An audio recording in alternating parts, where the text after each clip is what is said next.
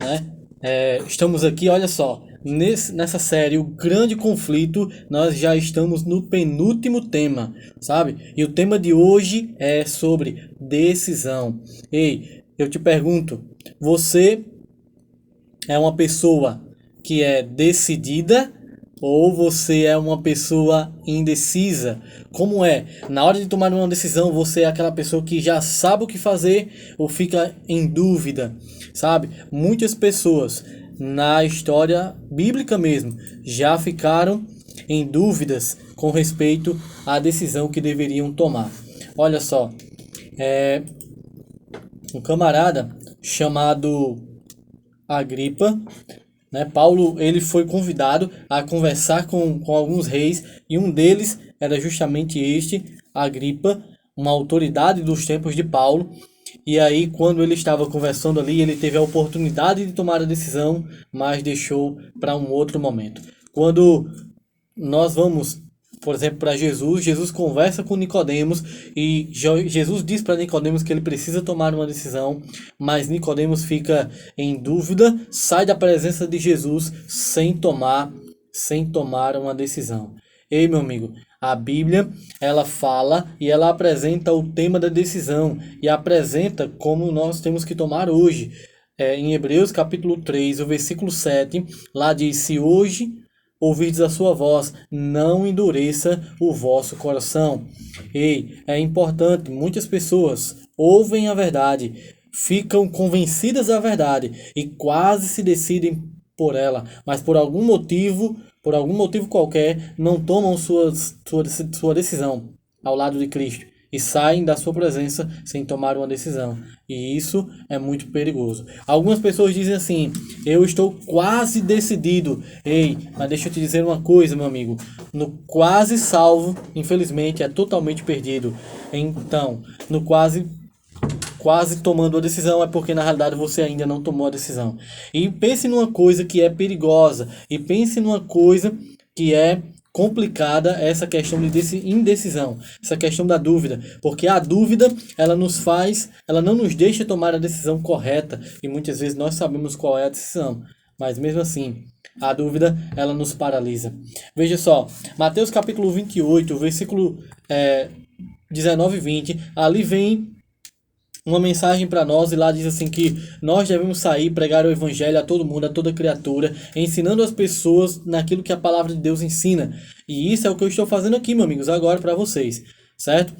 E então, eu estou ensinando, mas é você, e você que tem que tomar a decisão. E veja só o que diz aqui em Mateus capítulo 28, versículos 19 e 20.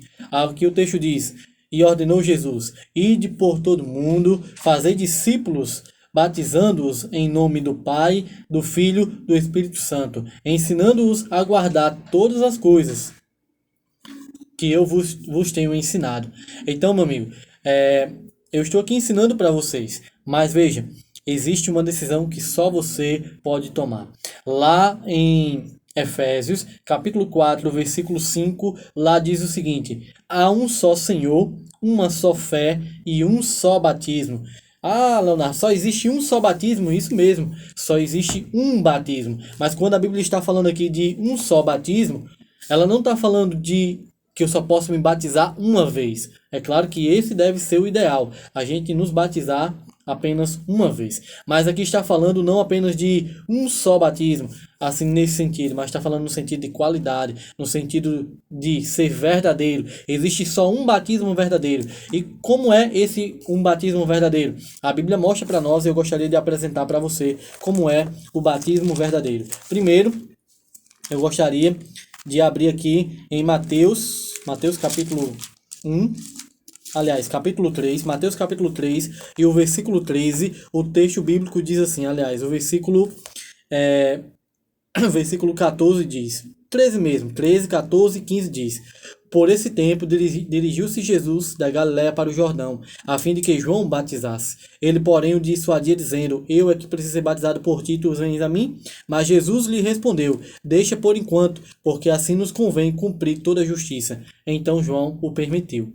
Olha só, então veja, Jesus, ele foi até a Galileia, até o Rio Jordão, aonde João Batista, o seu primo, estava batizando. E ali Jesus foi batizado. Por que que Jesus foi até João no Jordão? E por que que João batizava no Jordão? Porque no Jordão era um rio e existia muita água. Ei, Jesus entrou num rio, de acordo com Marcos, capítulo 1 também, e o versículo 16 e 17. Jesus entrou na água. Sabe por quê? Porque a palavra batismo, vem da palavra grega baptizo. E a palavra baptizo quer dizer mergulhar, afundar ou imergir. Então ele foi mergulhado, ele foi batizado. É claro que Jesus, ele foi, o texto bíblico diz que é para cumprir toda a justiça. Então João o permitiu, sabe?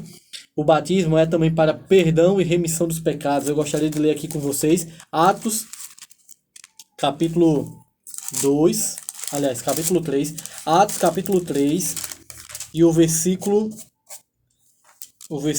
38 diz assim: Respondeu-lhe Pedro: Arrependei-vos e cada um de vós seja batizados em nome de Jesus Cristo para a remissão dos vossos pecados e recebereis o dom do Espírito Santo. Então veja, Jesus batizou para cumprir a justiça. Pedro está dizendo que o batismo é para perdão dos pecados e também para receber o dom do Espírito Santo, o poder do Espírito Santo.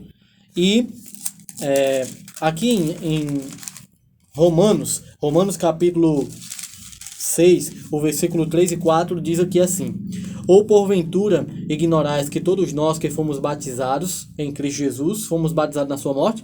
Pois fomos sepultados com ele na sua morte pelo batismo, para que como Cristo ressuscitou dentre os mortos, pela glória do Pai, assim andemos nós também em novidade de vida.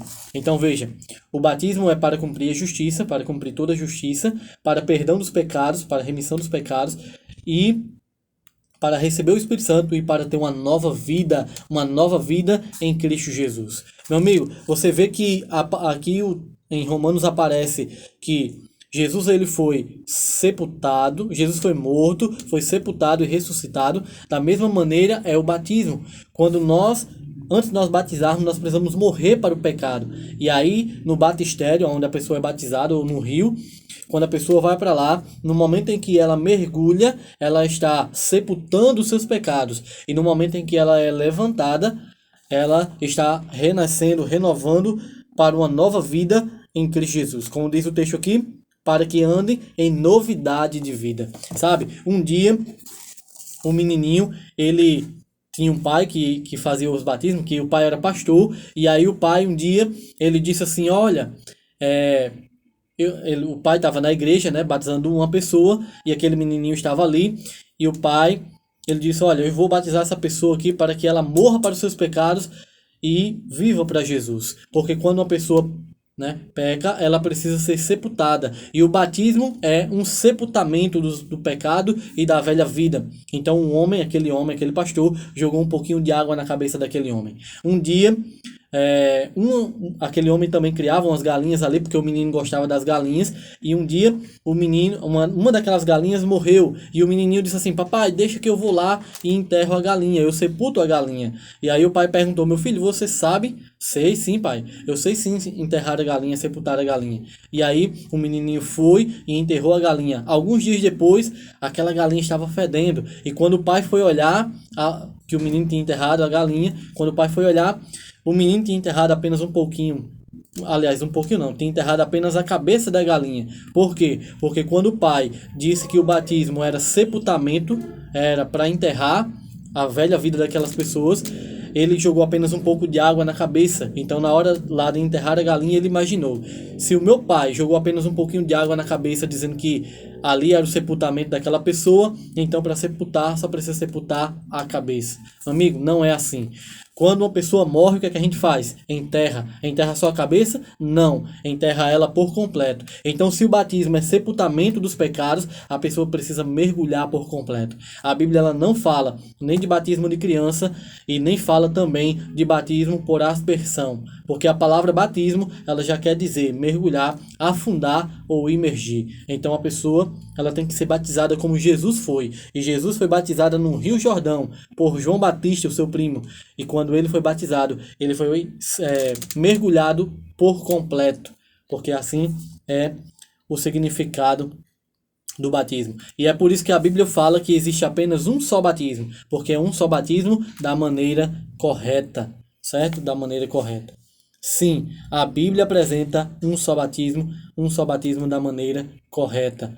E aí, meu amigo, será que o seu batismo foi válido? Será que o seu batismo realmente foi de acordo com como a Bíblia mostra aqui, por exemplo, em Mateus capítulo 3, verso do 13 ao 16?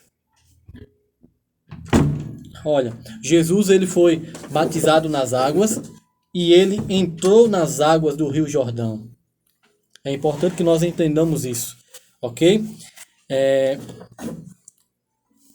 Veja, o objetivo principal do batismo é que existe a remissão dos pecados e para que nós sejamos salvos em Cristo Jesus. Eu gostaria de ler outro texto aqui, olha só, em João capítulo 3,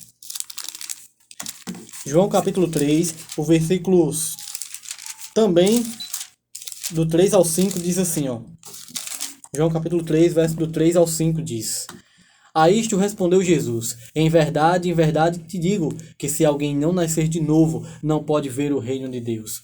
Aí, o versículo 4 diz assim: perguntou-lhe Nicodemos: como pode um homem nascer sendo velho? Pode porventura voltar ao ventre materno e nascer segunda vez? Respondeu-lhe Jesus: em verdade te digo, quem não nascer da água e do Espírito não pode entrar no reino de Deus. Meu amigo, nascer da água é o batismo, nascer do Espírito é uma nova vida em Cristo Jesus. E Jesus estava dizendo aqui para Nicodemos, e Nicodemos era um grande conhecedor da Bíblia. Ei, se você não nascer de novo da água e do Espírito, você não pode entrar no reino de Deus. Em Apocalipse, eu gostaria de ler esse texto, em Apocalipse capítulo